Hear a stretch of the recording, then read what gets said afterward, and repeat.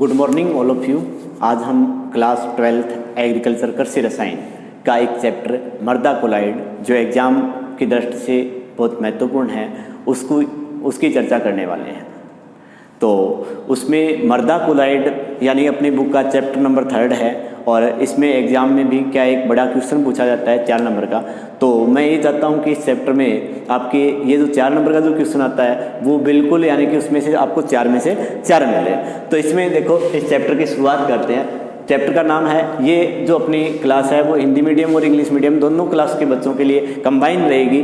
तो इसमें देखो अब चैप्टर का नाम मृदा कोलाइड यानी सॉइल आपको पता है क्या होता है, कोलाइड आपको पता नहीं है कि कोलाइड किसको बोलते हैं। तो यानी यहाँ पे हम देखते हैं कि ये जो शब्द है इसका ही पूरा ट्रीटमेंट कर लेते हैं यहाँ पे कि कोलाइड्स जो अपने को वर्ड दिया हुआ है, ये जो कोलाइड वर्ड जो दिया हुआ है अपने को, ये कौन सी भाषा का है? ग्रीक का है। कौन सी भाषा का है? ग्रीक का। और ये 2 शब्दों से मिलकर के बना होता है। एक शब्द तो होता है क्या? कोला, और दूसरा होता है ओड्स। अब ये जो कोला होता है ना, इसको क्या बोलते हैं? यानी कि गोंद, इसका अर्थ होता है गोंद।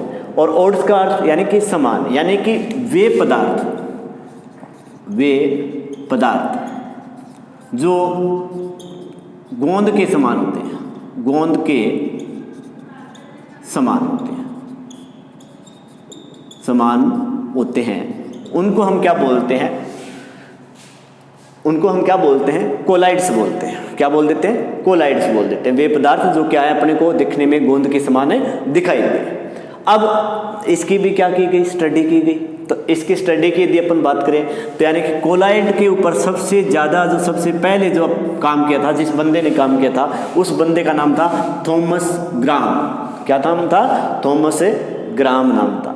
और इसी वजह से आपसे एक नंबर का क्वेश्चन आपसे पूछा जा सकता है कि इंपॉर्टेंट है, कोलाइड विज्ञान का जनक किसे कहा जाता है? तो कोलाइड विज्ञान का जनक थॉमस ग्राम को कहा जाता है। किसको कहते हैं? थॉमस ग्राम को। मोस्ट इंपॉर्टेंट है ये याद रखने का कि कोलाइड विज्ञान के जनक कौन है।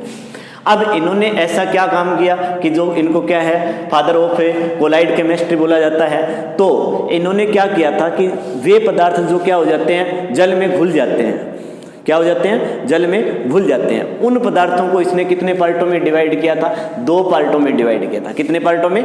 2 पार्टों में। यानी कि जल में घुलने के आधार पर, यानी कि जल में विलेय पदार्थों को कितने पार्टों में डिवाइड किया? 2। और फिर उसके बाद में उसने क्या देखा?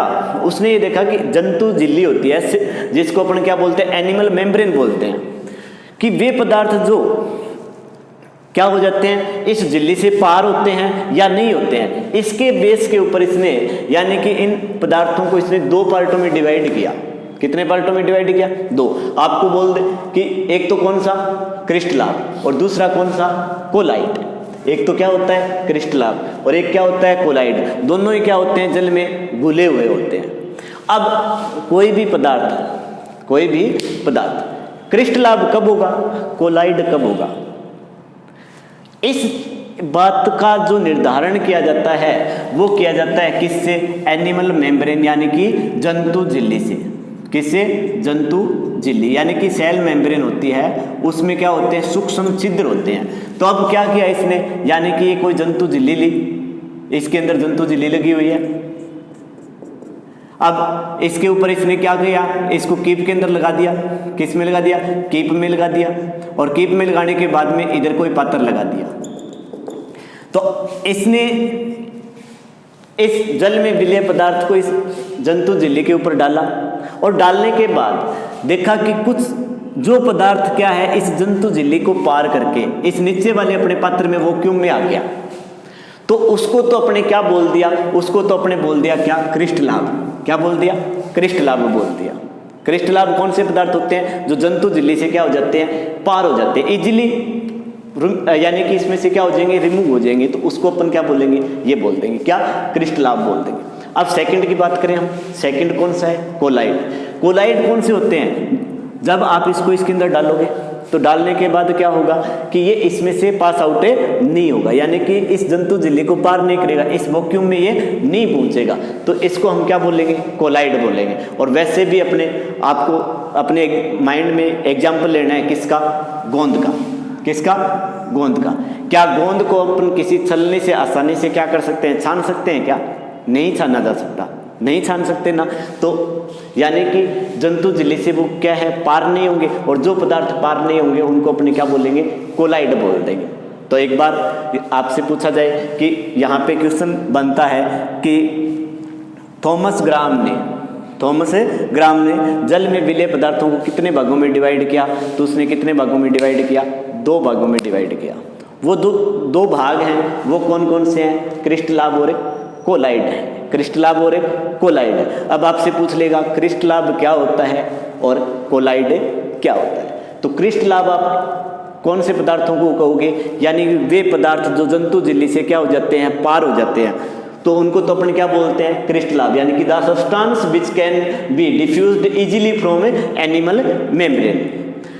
फिर कोलाइड, जो इस जंतु झिल्ली से क्या नहीं होते हैं, पार नहीं होते हैं, उन पदार्थों को अपन क्या बोलते हैं, कोलाइड, यानी कि do not diffuse by animal membrane, यानी कि इस एनिमल मेम्ब्रेन से जो क्या नहीं होंगे, पास आउट नहीं होंगे, उनको क्या बोलेंगे, कोलाइड बोलेंगे। क्या बोल देंगे, कोलाइड। अब ये बात तो किसकी हुई है, केवल कोलाइड की हुई है। किसकी बात हुई है, कोलाइड की बात हुई है। अब अपना तो जो चैप्टर है वो क्या है, मर्दा कोलाइड। क्या है, मर्दा कोलाइड, यानी कि मर्दा कोलाइड किसको बोलते हैं। अब इसके बेस के ऊपर मर्दा कोलाइड किसको बोलेंगे, तो मर्दा कोलाइड किसको बोलेंगे, यानी कि मर्दा कोलाइड के लिए एक इन जो सोइल होते हैं, सोइल पार्टिकल का एक पैरामीटर डिसाइड किया गया है।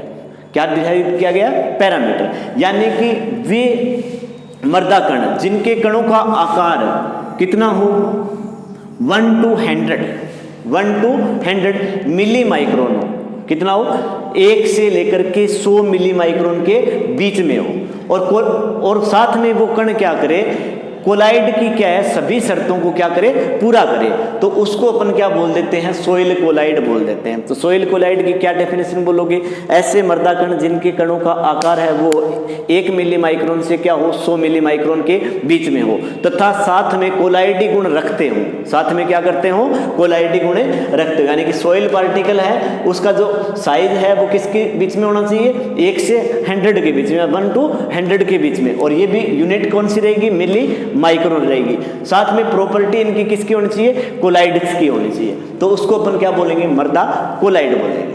अब अपने इस वीडियो में तो इसकी बेसिक जानकारी ले ली, अब उसके बाद में नेक्स्ट बात अपने यानी कि प्रॉपर्टीज, यानी प्रॉपर्टी ऑफ किसकी, कोलाइड्स की। कोलाइड की प्रॉपर्टी कौन कौन सी होती है उनके बारे में डिस्कशन करेंगे। और आप यदि बोर्ड एग्जाम में अच्छे नंबर प्राप्त करने की इच्छा रखते हो तो वीडियो को कंटिन्यू देखते रहिएगा, और मैं आपको पूरा विश्वास दिलाता हूं कि आपके 56 नंबर का जो क्वेश्चन पेपर आप लोगों को आता है वो टोटल मैं यहाँ पे आपको यूट्यूब चैनल